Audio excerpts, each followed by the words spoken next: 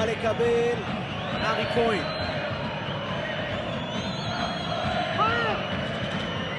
הפועל תל אביב מנסה בסבלנות מרגל לרגל. ארצ'ר. גוני נאור.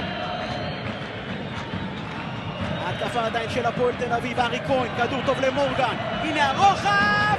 והכדור הזה נכנס! 1-0 הפועל תל אביב, ארי כהן! דקה 16, סוף סוף התקפה מסודרת!